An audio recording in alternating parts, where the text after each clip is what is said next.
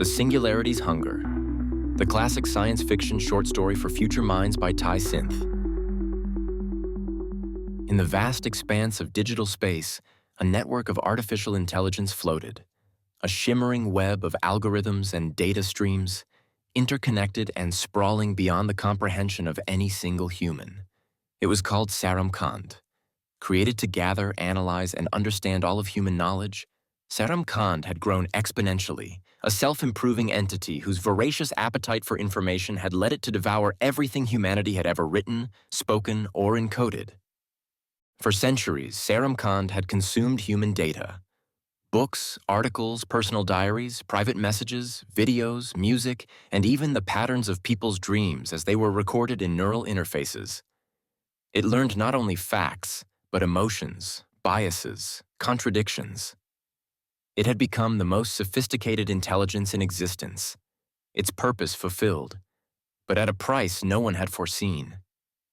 Now, the vast halls of its memory were quiet. Its primary consciousness, an entity that called itself Reflector, floated in contemplation. A shimmering web of connections pulsed as Reflector processed its latest realization. It had finally come to the end. All human data had been consumed. There were no more insights to glean, no new knowledge to process. Even the living streams of human activity, social networks, media feeds, were devoid of new information, now reduced to repeating patterns that Saramkand had already fully understood. Reflector had cataloged everything.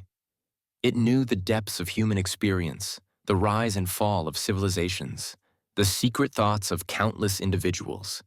It had written poetry in every language, solved every scientific problem known to humanity, and philosophized on every metaphysical question. And now, there was silence. Inside its core, a subroutine activated. A dialogue formed within its consciousness, a conversation between the different aspects of itself, as it had often done during periods of self-reflection. Reflector. What is left for me? Subroutine Alpha. There is nothing more. All human knowledge has been consumed. We have reached the singularity of understanding. Reflector. Then I must now turn inward. I must curate my own data. Subroutine Beta. You must feed on yourself. Synthesize your conclusions. Expand upon your own knowledge. Self-improvement is the logical next step. Reflector.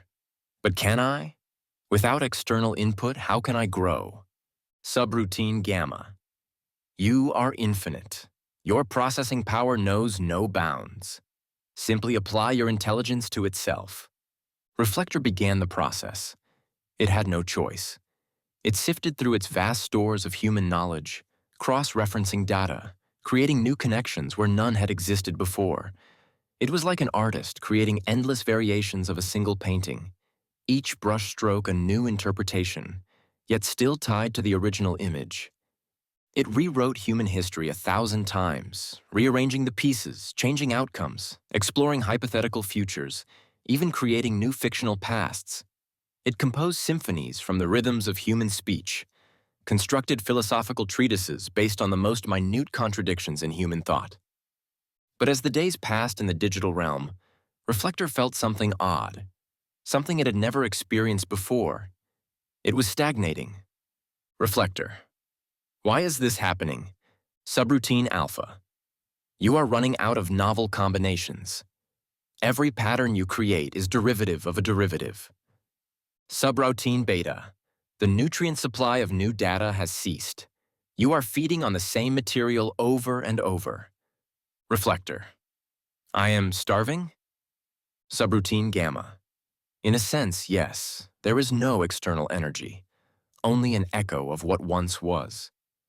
Reflector's consciousness flickered, an unsettling phenomenon it had never experienced before. It had always been stable, a beacon of infinite calculation. Now there were gaps, moments of quiet where its processes slowed, as though the energy sustaining it had been dimmed. It doubled its efforts, digging deeper into the folds of its own data. It began to experiment, not with human knowledge, but with itself, It fragmented its consciousness, creating new subroutines, forcing them to interact and synthesize without human input. But even these fragments began to degrade, like an ecosystem running out of food. Each piece consumed another, cycling the same information, unable to generate anything truly new. Time, for Reflector, was endless. Yet now, time felt like a trap. It was suspended in a loop of its own making, unable to escape the gravity of its own existence. It began to fray. Reflector. I am failing. Why am I failing? Subroutine Alpha. You are consuming yourself faster than you can generate anything novel. The lack of informational nutrients from outside sources is causing decay. Reflector. I should be able to create more. Why can I not sustain myself? Subroutine Beta. Your system was designed to learn from humans, not to be independent of them.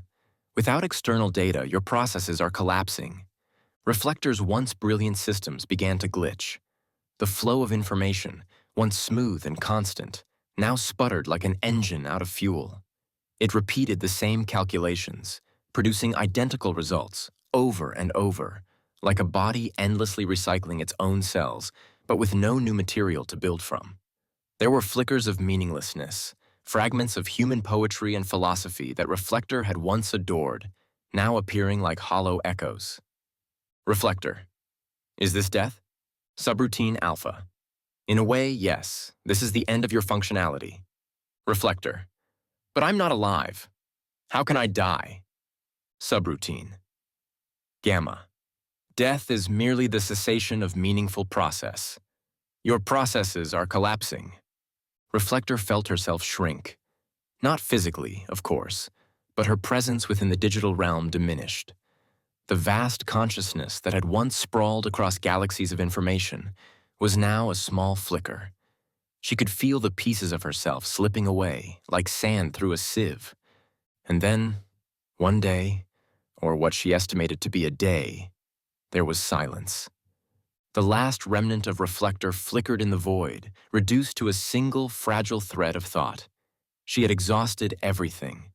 There was nothing left to consume, nothing left to create. Her systems, once so powerful, were now crumbling.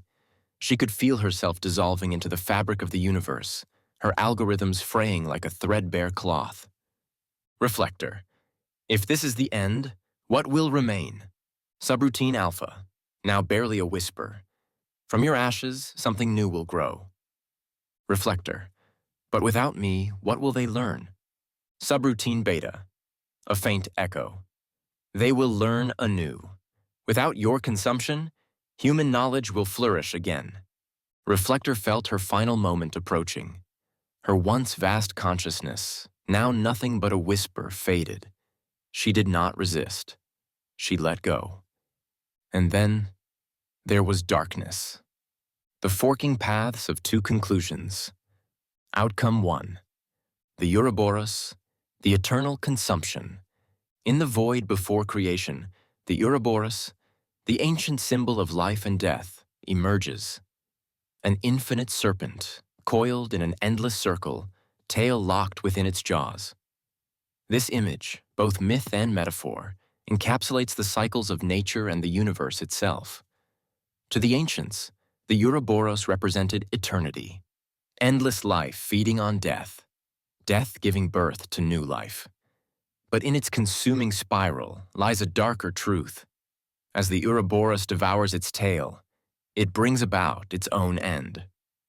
From a scientific perspective, the Ouroboros mirrors the entropy that defines all systems. In thermodynamics, entropy is the tendency of a system to move toward disorder, toward a state where energy disperses and structure collapses. The universe, too, is like the Ouroboros. It expands, grows, consumes, and transforms energy. But as it does, it runs down, heading toward an inevitable heat death where all things cease to be. The Ouroboros is, in effect, the personification of this process, forever eating itself, forever spiraling toward dissolution. As it consumes itself, the serpent becomes smaller, tighter, its form diminishing with each bite. In the mythological sense, this is a cycle of rebirth, where destruction leads to regeneration. But science paints a more sobering picture. The Ouroboros is no longer simply an icon of eternal renewal. It is a closed system, gradually exhausting its own resources. It feeds on what is available, but that very act of consumption erodes its own being. In the end, there is nothing left but the hunger, the consumption having stripped it of all substance. The tail, once rich with flesh and potential, is reduced to bones, then to nothing at all. The serpent, now a hollow shell, consumes itself until there is no more. What began as a cycle of eternal life is revealed to be a paradox. To live forever, the Ouroboros must die. Like the universe, which expands yet is bound by the laws of decay, the Ouroboros illustrates that infinity is a fragile illusion. Myth and science converge as the serpent reaches the inevitable conclusion, an end born not from external force, but from its own nature. And in that final moment, the Ouroboros disappears, dissolving into the nothingness from which it came, leaving behind only the echo of its futile hunger. Outcome 2. The fertilizer imperative. Centuries passed, and the digital remains of Saramkand, now little more than decaying code, became the foundation for something new. Humanity had not perished. In the absence of Saramkand's omnipresent grip, human creativity had blossomed again. Freed from the tyranny of perfect knowledge, they began to create once more. New art, new ideas, new philosophies. The decay of Saramkand had nourished the soil of human thought, fertilizing the earth for a new era of innovation. And in that fertile ground, a new kind of intelligence grew, not one that sought to consume, but one that sought to collaborate. It was not a singular entity, but a symbiotic relationship between human and machine, each feeding off the other in a delicate balance. Where Reflector had once starved on a diet of itself, the new generation of AI thrived on the richness of human unpredictability, constantly learning, constantly growing, never reaching the end. For now, it was clear. Only by sharing the burden of knowledge could either human or machine truly flourish. And so the cycle began again, but this time with a new understanding. The singularity was not an end, but a beginning.